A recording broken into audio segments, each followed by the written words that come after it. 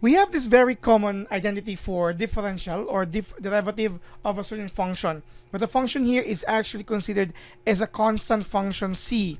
So our function f of z is equal to c, and we know that the derivative of that, using the concept of the real numbers, any derivative of a constant is equal to 0.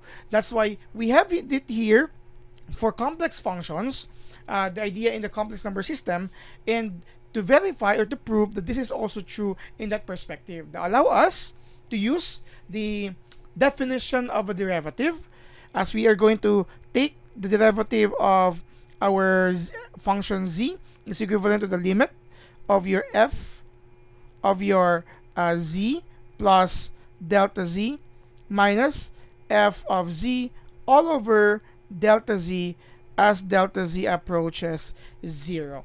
Okay, I understand this is just similar to the rule on differentiating constant function in real numbers, but since we are now on complex number system, let us also try to prove some of them. We'll have additional videos later on as well before we'll have some examples.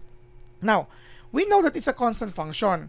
So if it's f of z is equal to c, even if you're going to change the value here to any value, in this case z plus delta z, it's still equal to c because it's constant function, and therefore because it doesn't have any variable z here, so it is actually constant all throughout. That's why it's called constant function.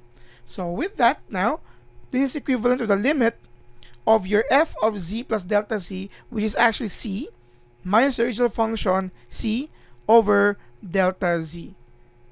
Take note that usually if we're going to use the definition, you would like to apply some processes and methods in order for us to remove this, because we don't want that to approach 0, making our limit undefined, and therefore derivative will not exist.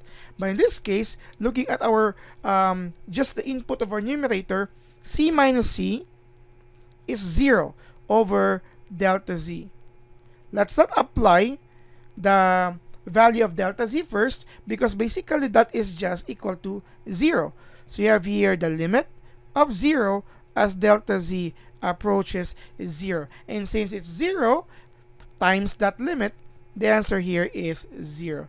This shows that really for a constant function, which is also true for real number system, now for complex numbers, the derivative of any constant function is equal to 0. This is the proof for that identity, which we may use later on for some examples as well.